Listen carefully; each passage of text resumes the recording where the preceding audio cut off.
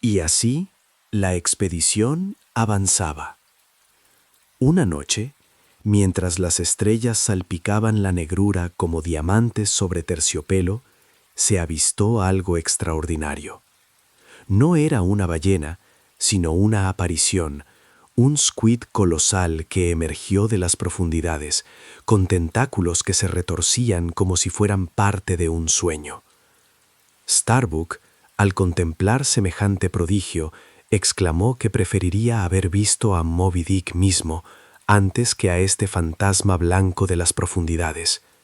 Era el gran calamar vivo, una criatura tan rara que pocos balleneros que la habían visto regresaban para contarlo.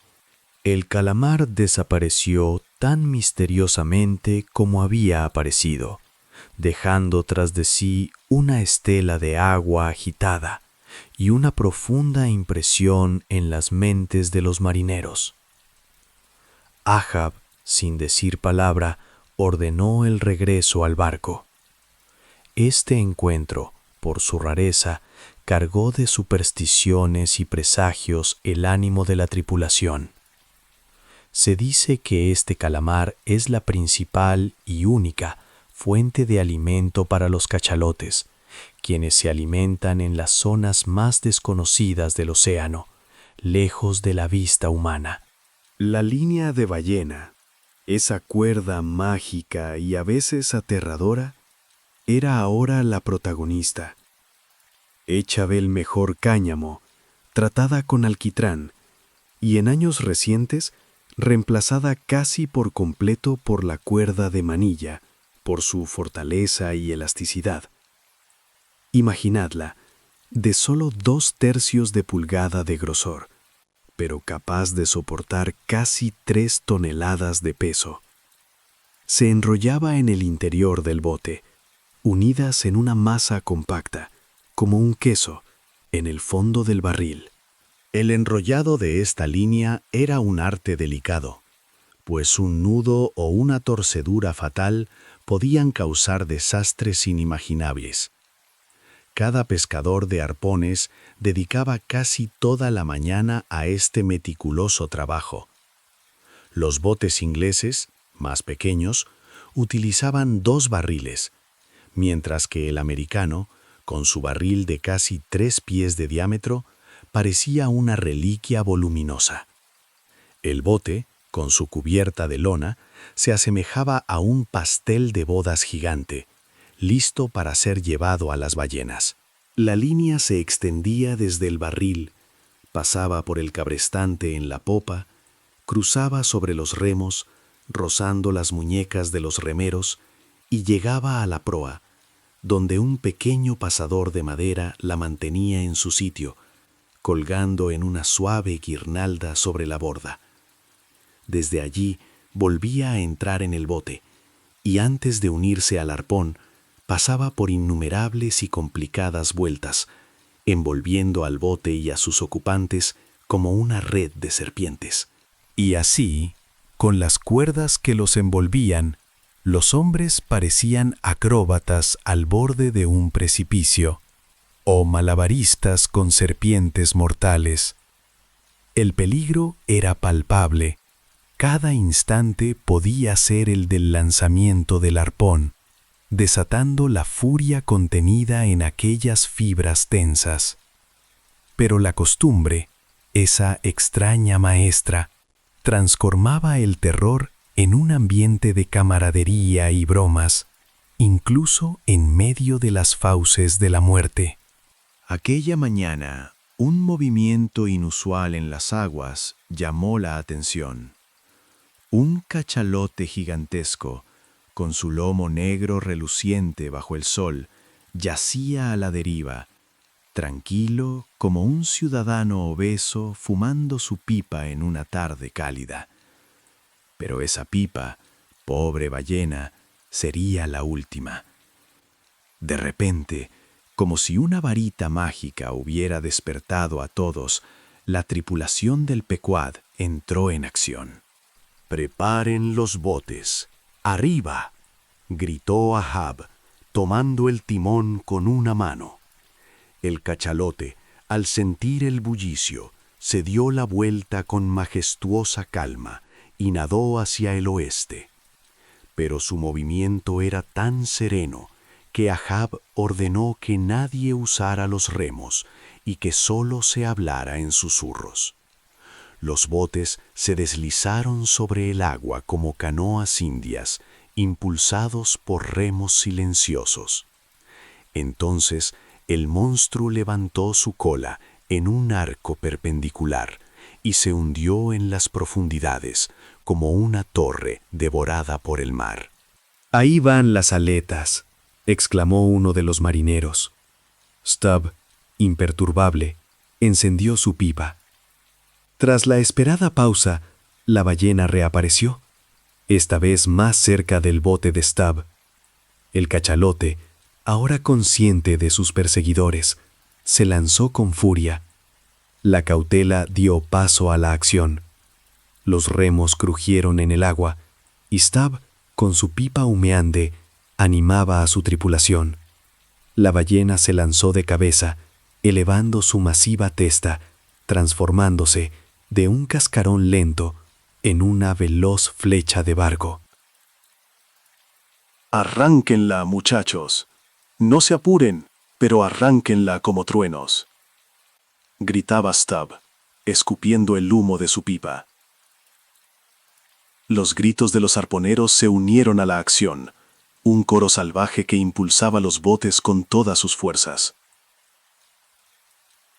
Tashtego, Dagu, Queequeg, cada uno con su grito de guerra, impulsaban el bote. El arpón fue lanzado. «Atrás todo», fue la orden. El arpón voló, y con él el hilo mágico que se deslizó por las muñecas de los hombres, abrazándolas. La línea, ahora ardiente, pasó por el guijarro del timón, girando alrededor de él, y los hombres de Stubb sintieron el dolor quemante en sus manos, incluso a través de las protecciones de lona.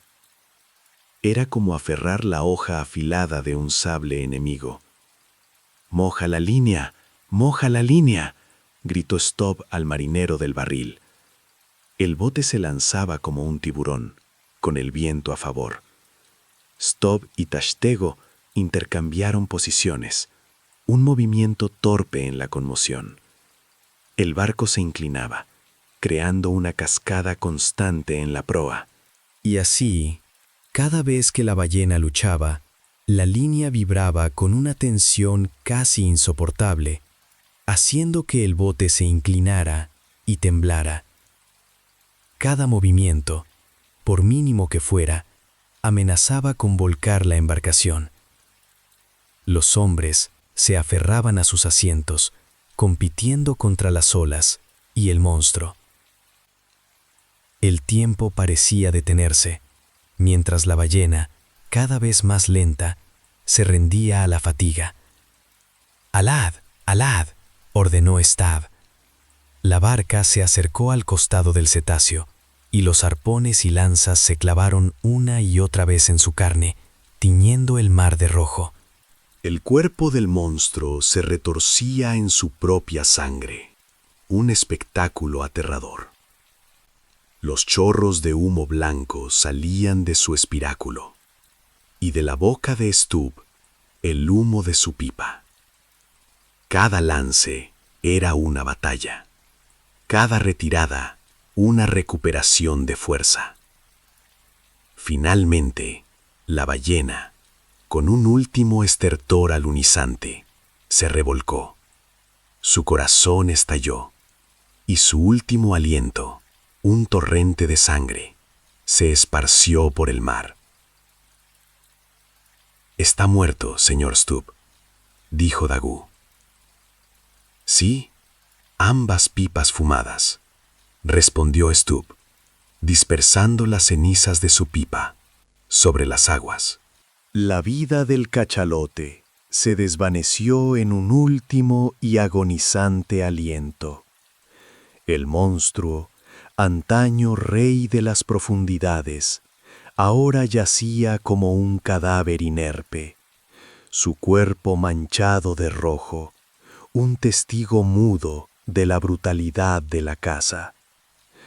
La tripulación, con la victoria en las manos, contemplaba el colosal cuerpo, una mezcla de triunfo y sombrío respeto.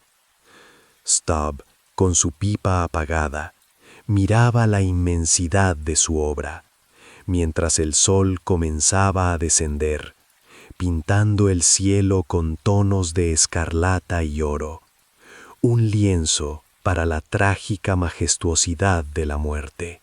Volvamos ahora a los detalles más mundanos, pero igualmente cruciales, de esta industria. El primer hierro que se clava en la ballena requiere de una fuerza y una puntería extraordinarias. El arponero, a menudo agotado por la persecución, debe realizar esta hazaña con una precisión que parece sobrenatural. No solo debe remar con una fuerza inhumana, sino que debe mantener un espíritu vivaz y ruidoso para animar a la tripulación. Una tarea que exige un equilibrio entre la resistencia física y la fuerza de voluntad. Cuando la ballena, tras recibir el primer arpón, inicia su carrera salvaje, el arponero y el vigía de proa cambian de lugar. El vigía, el oficial principal de la pequeña embarcación, toma su posición en la proa. Pero, como he dicho antes, este procedimiento me parece innecesario y poco práctico. El vigía debería permanecer en la proa desde el principio hasta el fin, tanto para lanzar el arpón como la lanza, y solo remar en circunstancias excepcionales. La fatiga del arponero, más que la velocidad de la ballena, es a menudo la causa de las fallas en la pesca.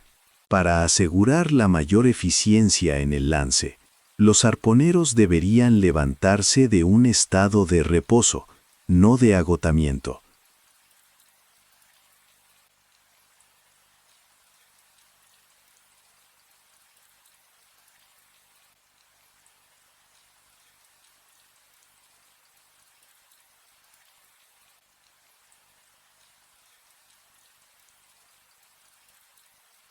Imaginen la escena.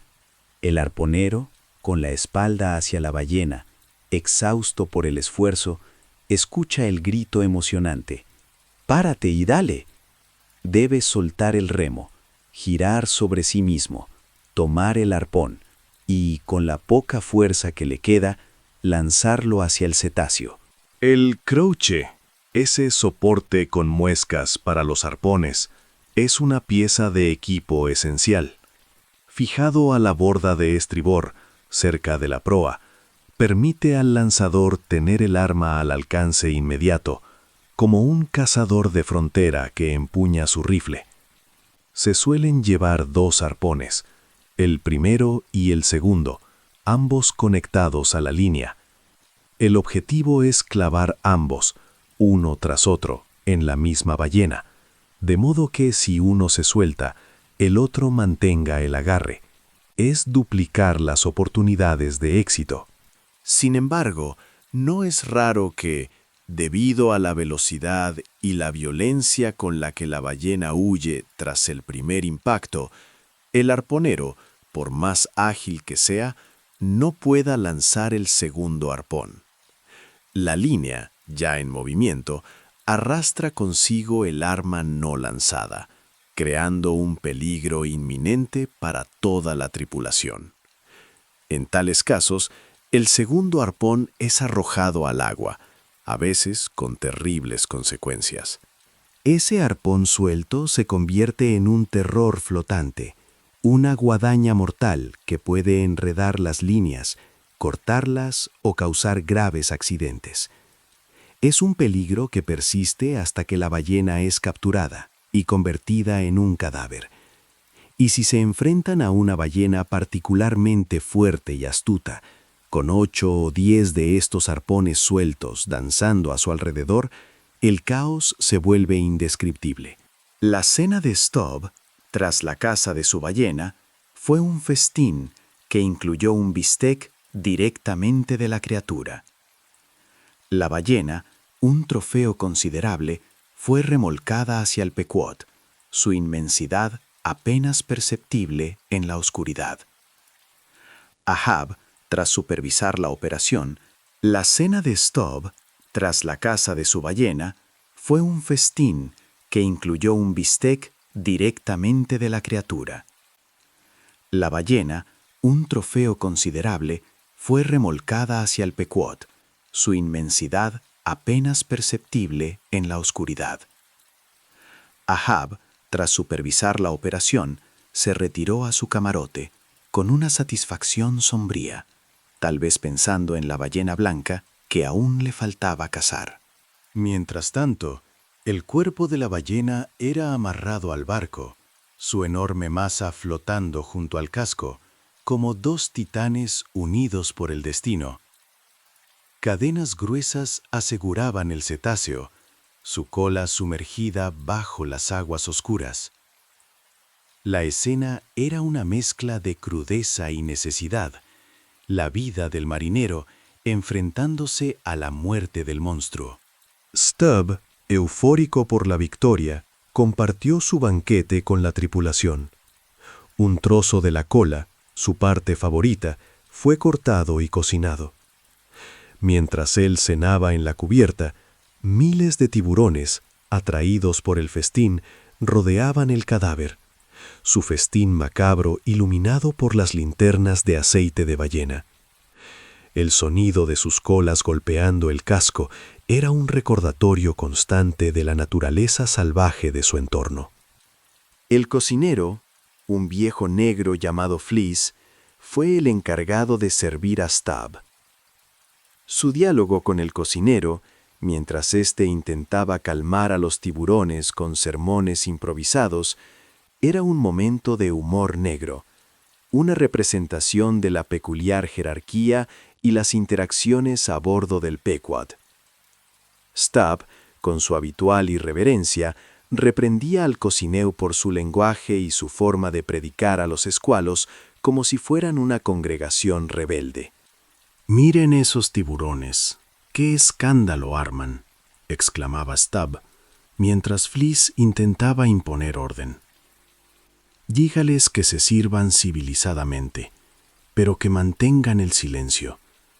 ¡Demonios! Si no puedo oír mi propia voz». El cocinero, con una mezcla de resignación y temor, se acercaba a la barandilla, blandiendo sus pinzas como un cetro para sermonear a los voraces devoradores. El cocinero, con su voz sombría, les comunicaba el mensaje de Stubb. Podían llenar sus barrigas, pero debían cesar el ruido. Stubb, interrumpiendo el sermón, le recordaba al cocinero que no debía jurar durante la predicación y que hablara con más cortesía. La escena, a pesar de su crudeza, tenía un toque de comedia involuntaria, una danza macabra entre el hombre, el mar y sus habitantes. Su voracidad, queridos compañeros, no la culpo tanto. Es la naturaleza y no se puede evitar, continuó Fleece, intentando apaciguar a los tiburones. Pero gobernar esa naturaleza maligna, ese es el punto. Ustedes son tiburones, sí, pero si gobiernan al tiburón que hay en ustedes, entonces serán ángeles, porque todo ángel no es más que un tiburón bien gobernado. Stubb asentía con aprobación, animando al cocinero a seguir con su discurso. Sin embargo, los tiburones, sordos a las prédicas, continuaban su festín. Fleece, resignado, declaró: «No sirve de nada seguir hablando. Los condenados seguirán escabulléndose y golpeándose entre sí, señor Stubb. No oyen una palabra. No sirve de nada predicar a tales glotones hasta que sus barrigas estén llenas, y sus barrigas son abismales, y cuando las tengan llenas, no lo oirán entonces, porque entonces se hundirán en el mar, dormirán rápido sobre el coral y no oirán nada más, para siempre jamás. Stubb, satisfecho con la cena, concluyó el intercambio con Fleece, encargándole preparar más cortes para el día siguiente. El viejo negro, maldiciendo en silencio a su amo y a las criaturas del mar, se retiró a su hamaca. La noche continuaba y el Pequod, anclado en medio del vasto océano, se preparaba para los eventos del día siguiente, mientras el cadáver de la ballena yacía junto a su costado, un festín para los escualos y un recordatorio de la implacable naturaleza de la vida en el mar. El acto de alimentarse de la criatura que ilumina las noches, de comer a la ballena a la luz de su propia grasa, parece una costumbre extraña. Se dice que hace siglos la lengua de la ballena franca era considerada una gran delicadeza en Francia y que el puercoespín marino, una especie de ballena, se servía con una salsa admirable. Los pequeños platos de carne de ballena, bien sazonados, podrían pasar por albóndigas de ternera o de tortuga. Los monjes antiguos de Dunfermline eran grandes aficionadas a ellas. Tenían una concesión real para pescar el puercoespín marino. La verdad es que la ballena, al menos para sus cazadores, sería considerada un plato noble, si no fuera por su descomunal tamaño. Un pastel de carne de casi 100 pies de largo es suficiente para quitar el apetito. Solo los hombres más imparciales, como Stubb, se atreven hoy en día a comer ballena cocida. Pero los esquimales no son tan fastidiosos. Se sabe que viven de ballenas y disfrutan de sus aceites. Un médico esquimal, Sogranda, recomendaba tiras de tocino para los bebés por ser jugosas y nutritivas.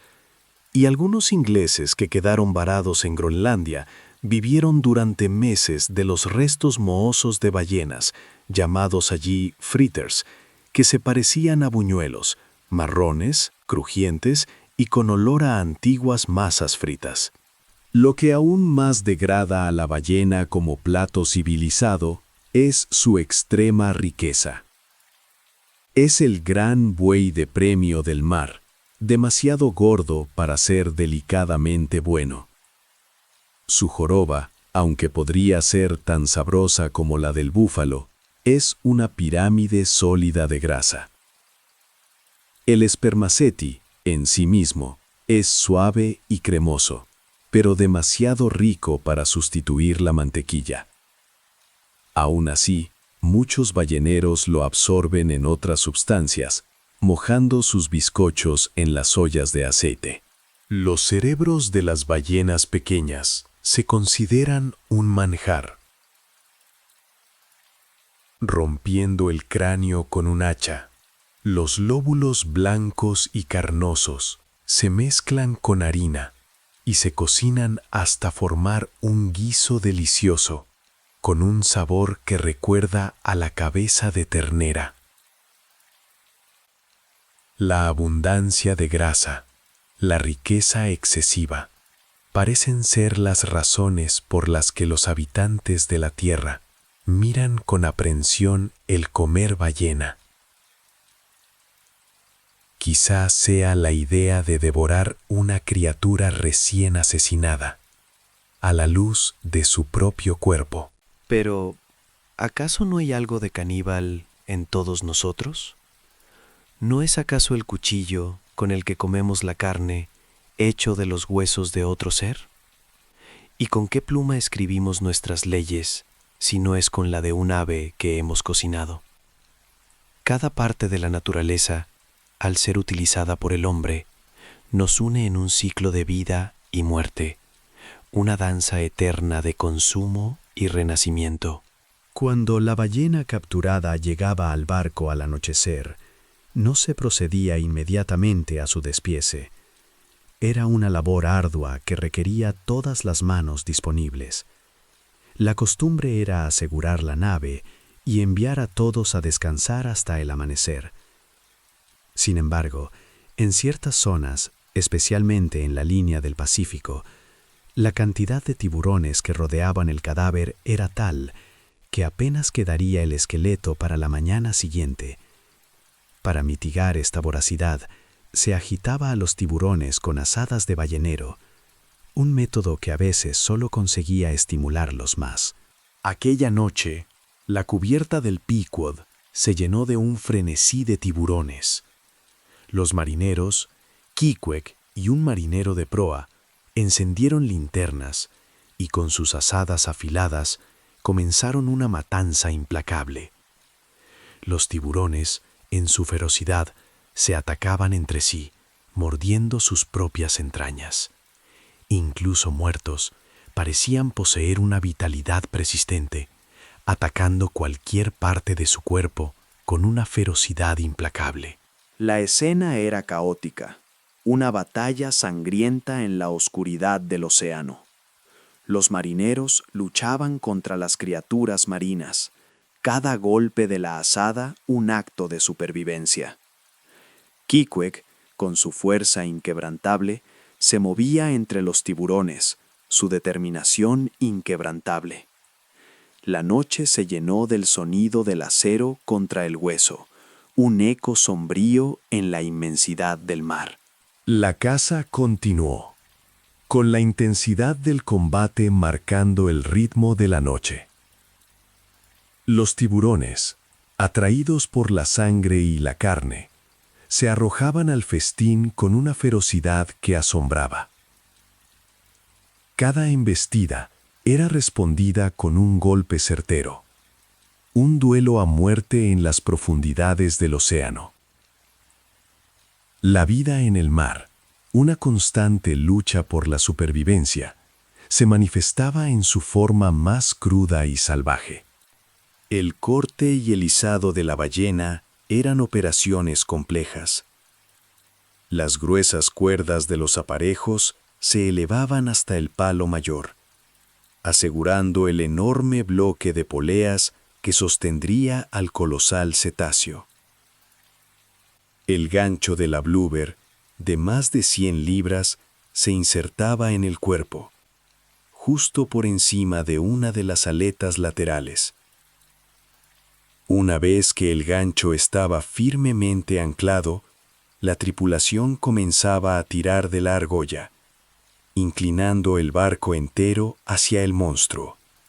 Con cada esfuerzo de la argolla, el barco se inclinaba más y más, como si estuviera a punto de rendirse al peso del leviatán. Los pernos de la nave crujían y gemían bajo la tensión, y las cabezas de los mástiles temblaban hacia el cielo. Finalmente, un chasquido agudo resonó, y el extremo del primer trozo de tocino se desprendió, izado triunfalmente hacia el aire.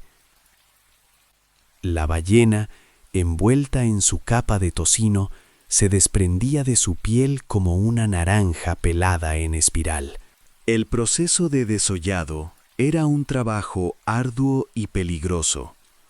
Los trozos de tocino, largos y pesados, se izaban hasta el palo mayor, ondeando como estandartes macabros.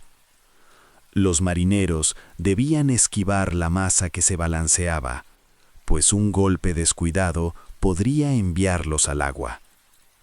Un espadachín hábil cortaba un agujero en el tocino, y un segundo aparejo se enganchaba para mantenerlo en su lugar, listo para ser bajado a la bodega de tocino. El tocino, esa gruesa capa de grasa que envolvía a la ballena, era el objetivo principal. Despojada de su piel, la carne de la ballena quedaba expuesta, un lienzo para la destreza de los cortadores. Los trozos de tocino, como serpientes entrelazadas, se enroscaban en la bodega, un espectáculo que evocaba imágenes de criaturas mitológicas y antiguas leyendas. Se dice que, en la vida, la piel visible del cachalote está cubierta de innumerables marcas lineales, como grabados finos.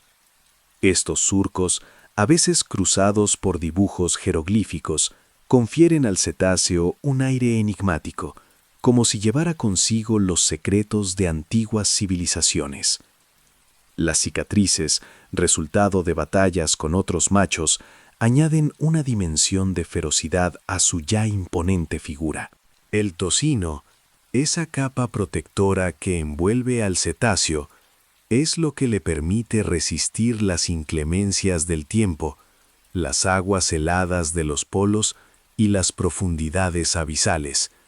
Es su abrigo, su escudo contra el frío y la presión. Sin él, el whale estaría expuesto a los elementos, tan vulnerable como cualquier otra criatura del mar.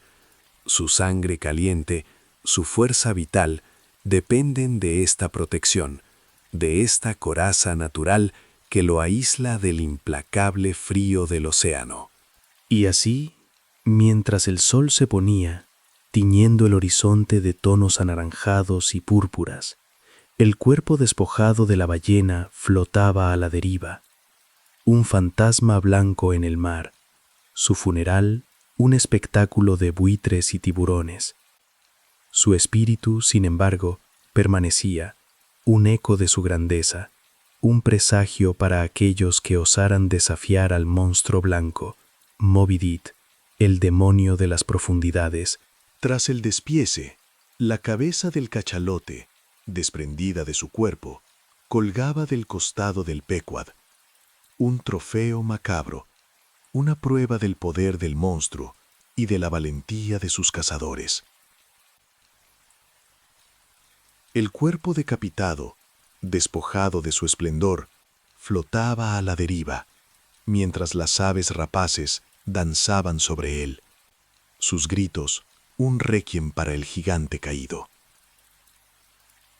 La procesión fúnebre del mar, un espectáculo sombrío y desolador, se desarrollaba bajo un cielo sereno.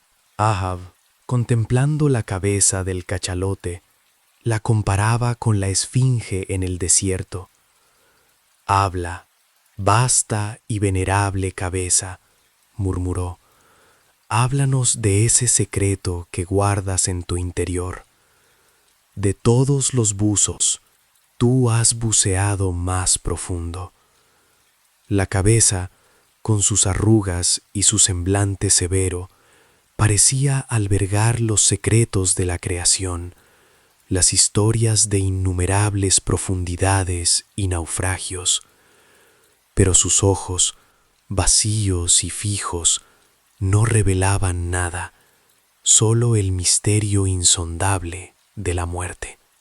La cabeza, desprendida del cuerpo, se balanceaba al costado del Pequod, un recordatorio de la escala del cachalote y de la ferocidad de su muerte.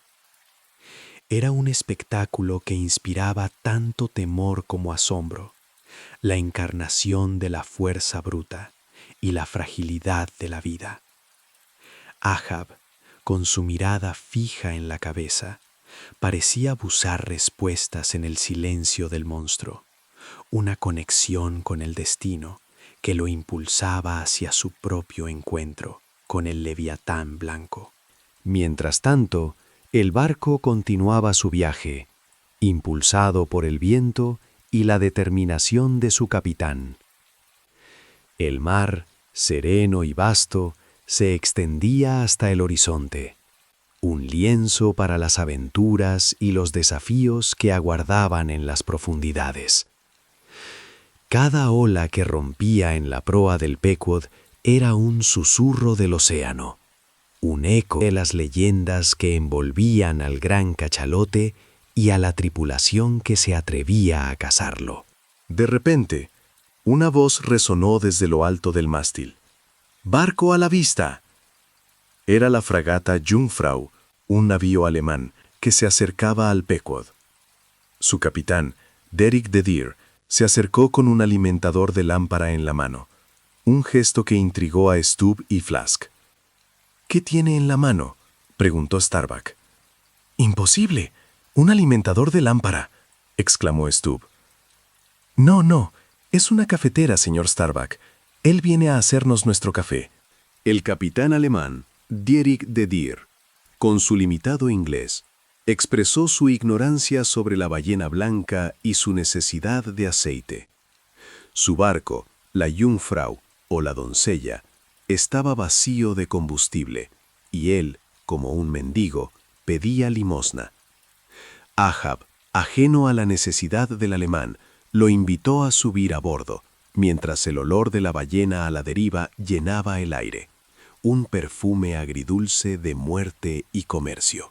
Tras recibir el aceite, Derek se retiró, pero no tardó en avistarse una gran manada de cachalotes. La Jungfrau y sus botes se lanzaron a la persecución, mientras el Pequod seguía de cerca. Los cachalotes, 8 en total, nadaban en formación, sus flancos rozándose como caballos en un arnés. Dejaban una estela de agua espumosa, como un pergamino desplegándose sobre el mar. Detrás de la manada nadaba un viejo y corpulento cachalote, cuya piel amarillenta y sus movimientos lentos sugerían alguna enfermedad. Su soplo era corto y trabajoso, un estertor que se disipaba en jirones.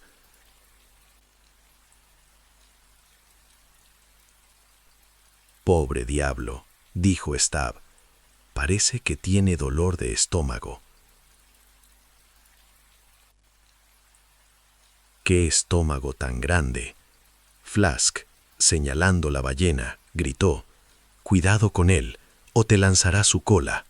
Los botes competían por alcanzar al viejo cachalote, el más grande y valioso de todos. La tensión era palpable, cada remada un paso más cerca de la captura. Derek, confiado en su ventaja, agitaba su alimentador de lámpara hacia los otros botes, un gesto de burla y desafío. «Ese perro desagradecido y malagradecido», gritó Starbuck, «se burla de mí con el mismo cepillo de limosnas que le di hace 5 minutos». La carrera continuó, los botes del Pequod acercándose a la estela del alemán.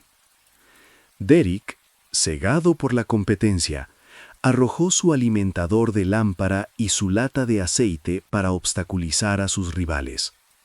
Pero un error fatal, un remo atrapado en el agua, hizo que el bote de Derek se inclinara peligrosamente, volcando al capitán y a su arponero.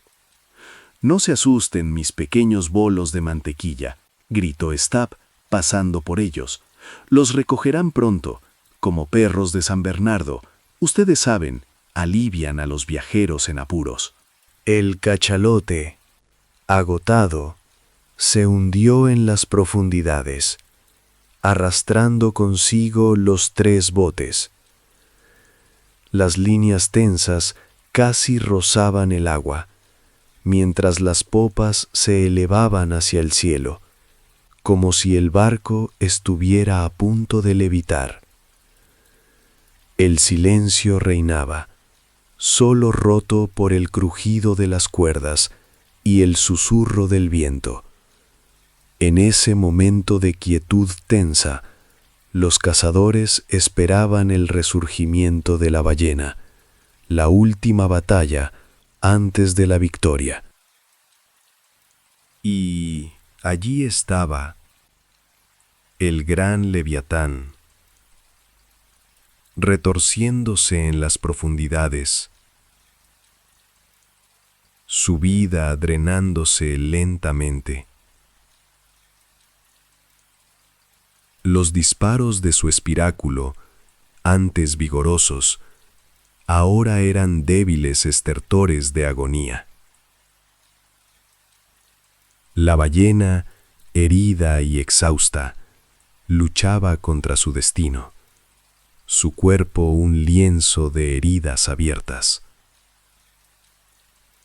La sangre, como un río carmesí, fluía en el océano, tiñendo las aguas de rojo. Finalmente, con un último y espantoso espasmo, la ballena se revolcó, revelando la blancura de su vientre, y se hundió en el abismo. Su último aliento, un fino surtidor de vapor, se elevó hacia el cielo, un adiós melancólico a la luz del sol. La vida del monstruo se había extinguido, dejando tras de sí un vacío en el vasto océano y un tesoro de aceite para los cazadores que lo habían perseguido hasta la muerte. Tras la captura y el despiece, el cuerpo de la ballena, ahora liberado de su cabeza, se hundió, arrastrando consigo las cadenas y los aparejos. El péquod, aliviado del peso, se enderezó, pero la fuerza de la ballena, incluso en la muerte, casi había causado su naufragio. La nave, al ser liberada, se inclinó violentamente, como si estuviera bailando con el cadáver del monstruo en un último y desesperado abrazo. La tendencia a hundirse del cachalote muerto era un misterio para los balleneros. A pesar de su flotabilidad natural, a veces se hundían sin dejar rastro, como si el océano quisiera reclamar sus tesoros. Se dice que el cuerpo, al generar gases internos, se inflaba, volviéndose un globo flotante, imposible de contener. Pero a veces, sin explicación, se hundían irremediablemente, llevándose consigo su riqueza al fondo del mar. La nave alemana, la Jungfrau, también reapareció, sus botes buscando a su vez su presa. Pero el objetivo esta vez era un rorcual común, una ballena demasiado rápida para ser capturada, cuyo soplo, aunque similar al del cachalote, era una burla para los inexpertos cazadores. El capitán alemán, Derrick, impulsado por la competencia, se lanzó en su persecución, un error que lo llevaría a una derrota ignominiosa ante los cazadores del Pequod. El honor y la gloria de la caza de ballenas se remontan a la antigüedad, a las épocas de los héroes y los semidioses. Perseo, el primer ballenero, salvó a Andrómeda de las fauces de un monstruo marino, un acto de valentía que se convirtió en leyenda. San Jorge, el famoso matador de dragones, es también un símbolo de la audacia de los balleneros, pues se cree que su dragón era en realidad una ballena, un monstruo que luchó en tierra, atraído por la costa. Hércules, el héroe de los 12 trabajos, también fue tragado por una ballena, un destino que lo conectó con el mundo de los cazadores de cetáceos. Jonás, el profeta, encontró refugio en el vientre de una ballena, una historia que se entrelaza con las leyendas de héroes y dioses. Y Vishnu, el dios hindú, se encarnó en ballena para rescatar los Vedas, los libros sagrados, de las profundidades del océano, un acto que lo consagra como el primer ballenero de la divinidad. La historia de Jonás, envuelta en mitos e interpretaciones, ha sido objeto de debate entre los eruditos. Algunos creen que el profeta fue tragado por una ballena con 2 espiráculos, una criatura con una boca tan grande como una plaza de toros. Otros sugieren que Jonás encontró refugio en el interior de un diente hueco, o incluso que la ballena fue simplemente un salvavidas, un flotador que lo salvó de las profundidades. Pero, ¿quién puede negar la verdad de las leyendas cuando éstas se transmiten de generación en generación? La ointing de las embarcaciones, una práctica que busca facilitar su deslizamiento sobre el agua, se convirtió en un ritual para Queequeg. Untó su bote con una grasa especial, un presagio de la caza que estaba por comenzar. La ballena, al ser avistada, huyó con rapidez, dejando tras de sí una estela de agua espumosa. Tashtego, con su arpón, logró clavar un hierro en la criatura, pero ésta, sin ceder, continuó su carrera, arrastrando el bote con una fuerza inusitada. La lanza de ballena, esa arma de largo alcance, se convirtió en la única esperanza. El pitchpolling, esa técnica magistral de lanzar la lanza desde una distancia considerable, demostró ser la clave para herir a la ballena. Stubb, con su calma habitual, se mantuvo erguido en la proa del bote, su figura tensa como un arco, mientras la lanza volaba por el aire, un rayo de acero que encontró su marca en la carne del monstruo. Eso es, le he quitado el grifo, exclamó Stubb, mientras la ballena, herida, dejaba escapar un torrente de sangre. Es el 4 de julio inmortal. Todas las fuentes deben correr vino hoy.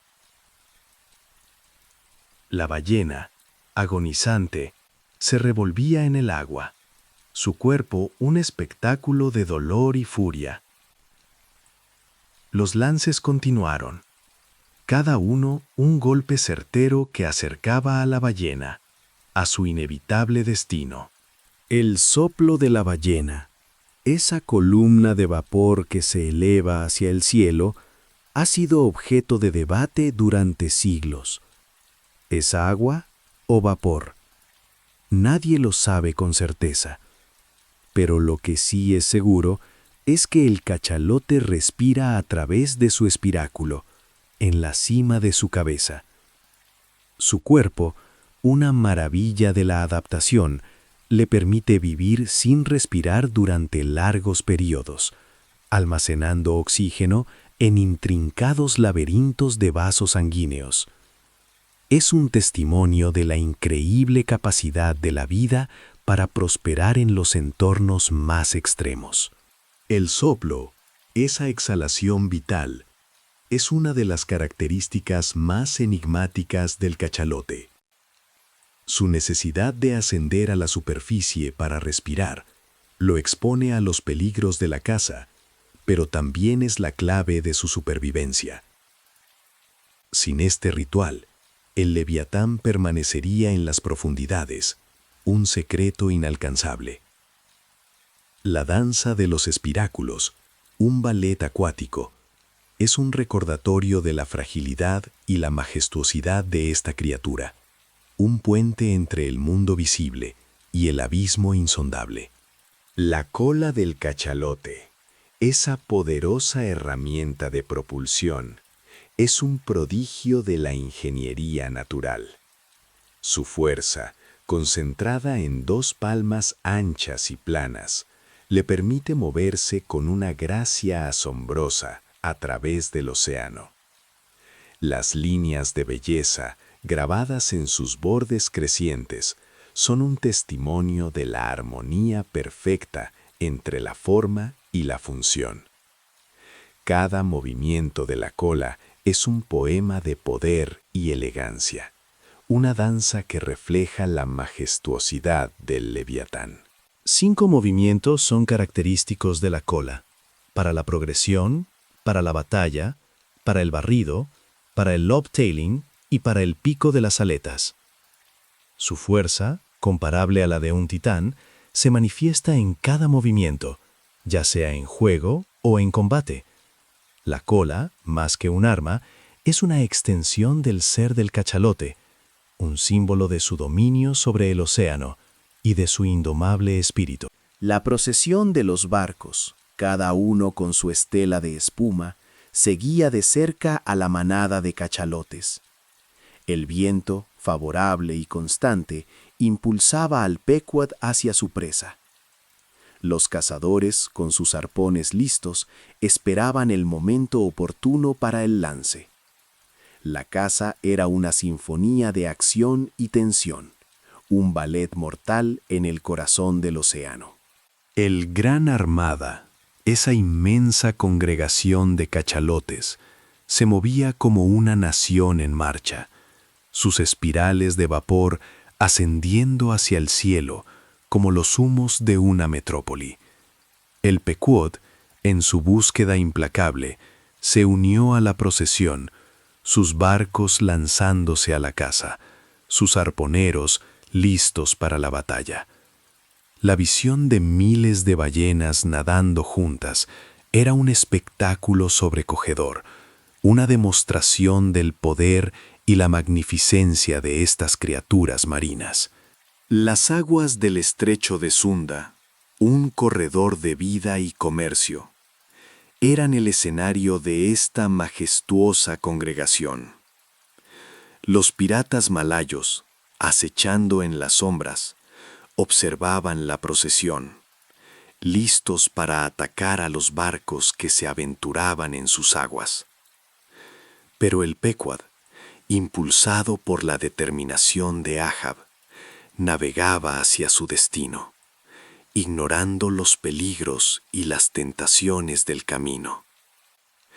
El olor a canela y a aventura flotaba en el aire, una promesa de la caza que estaba por comenzar.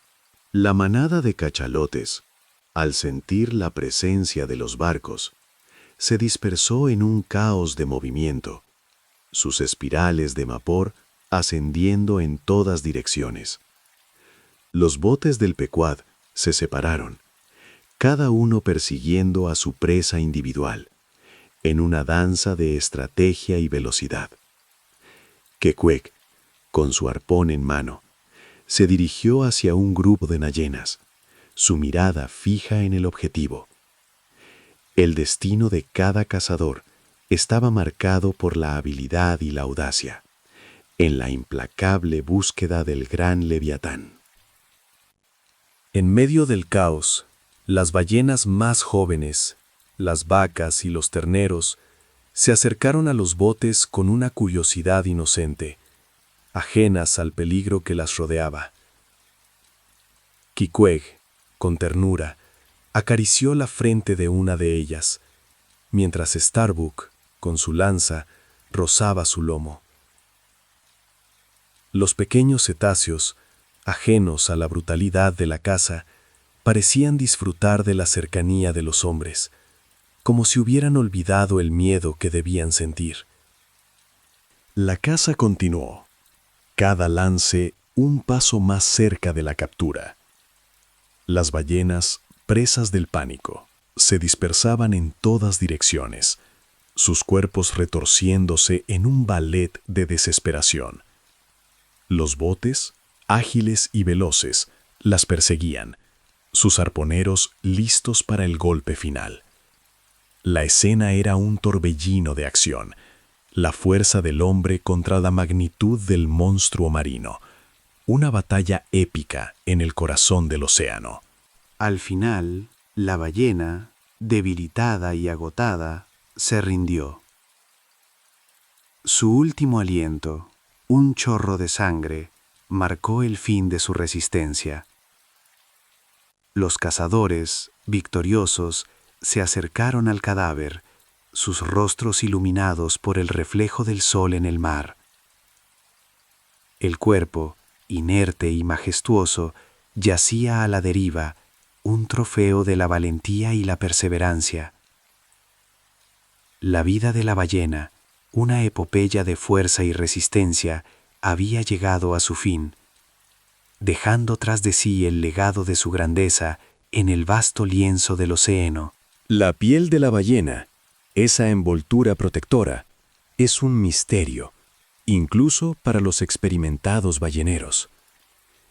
De consistencia firme y elástica, su grosor varía, alcanzando hasta 12 y 15 pulgadas. Algunos la comparan con la piel de un recién nacido, pero su verdadera naturaleza es mucho más robusta. De ella se extrae el aceite, ese preciado tesoro, que ilumina las noches y alimenta las máquinas del mundo. Debajo de la superficie, en las profundidades acuáticas, las madres ballenas flotaban junto a sus crías, sus cuerpos enormes y tranquilos. La transparencia del agua revelaba el mundo submarino, un reino de misterio y serenidad. Los jóvenes cachalotes, aún aferrados a la línea umbilical que los unía a sus madres, parecían soñar con un mundo de leche y aceite, ajenos a la inevitable separación que les esperaba. Dale al like y suscríbete si te ha ayudado este contenido. La llamada de Morfeo te espera para contarte más historias para dormir. Nos vemos en el próximo sueño.